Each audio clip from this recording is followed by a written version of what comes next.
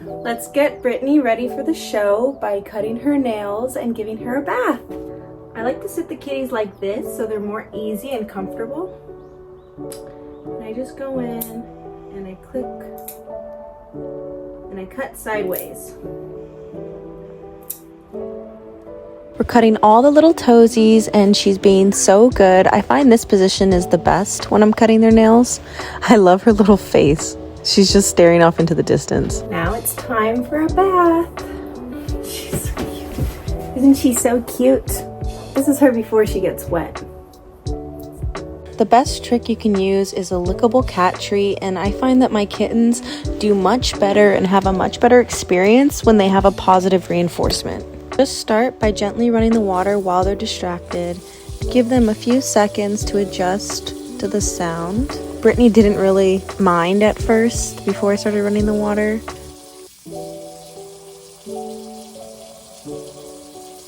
But quickly I started getting her wet, make sure she's thoroughly soaked.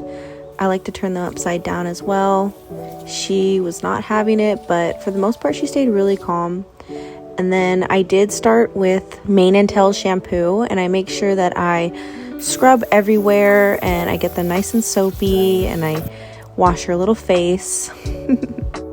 And I did try giving her treats as well, but she was not interested. I guess she was just a little stressed, which is normal. Some will take it and some won't. I pay extra attention to like the belly and bottom area, and then I go and I clean their face, and I kind of just do it by hand. Some people use Q-tips.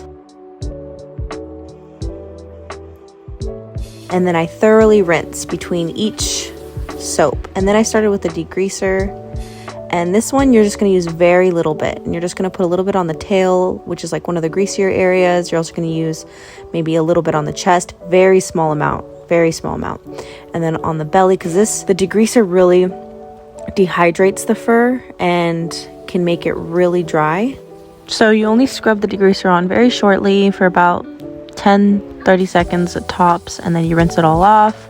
I make sure when I'm washing the face I close the ears, and I just guide their face under the water so they don't get anything in their ears or on their nose. And I'm very careful about this. Last step is going to be conditioner. You just put about a quarter size in a water bottle. No, not a lot, very little. And you kind of spray them and massage them in. This prevents static from the degreaser, because the degreaser is going to make the hair very wiry. You just massage that in and rinse very well. All between steps, you rinse very well, very thoroughly, so there's no soap in between steps. Before moving to the drying step, make sure you squeegee as much water as you can out of their coat. And now Brittany is ready to go get blow dried. I love this $30 mesh pen that you can buy off Amazon. It really helps them stay calm as much as you possibly could with a blow dryer in your face. I did try to give her a treat, but she was not interested. It's good to keep offering it to them so they can create a positive experience. I go pretty close to the skin. I notice it dries a lot faster, and I move it around. And yeah, she just has to be completely 110% dry before moving on to any other stage. This takes me probably the longest, can take me up to 30 minutes or more. Brittany was actually being so good, because I've had a lot of cats like totally freak out, and I will have to hold them while I do this.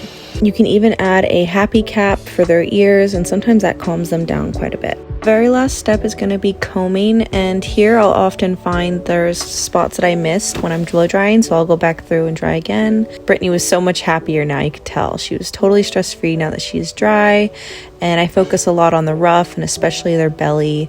I like to hold them down by the head, and that really helps. This is probably the most difficult for a lot of people because their kitties are really wiggly. Should be practicing grooming at least twice a week for a ragdoll. And though ragdolls don't need baths frequently, you should still be giving practice baths every few months. That way they are still used to it and it's not a total shock when they're older. Throughout this whole process, I spoke very sweet to her and I tried to pet her as much as possible, and you can see she's so much happier now that she's all dry. And doesn't she look so cute? That's my little baby girl. I will hold their chin like this too. It helps me groom the top of their head. And my pretty girl is all done. Isn't she precious? And she finally accepted the treat. I guess she wasn't as stressed anymore now that she's all done. Thank you everyone for watching. Brittany says goodbye. She's now chilling after her bath. Stay tuned for the next video. It's going to be her at the cat show and setting up.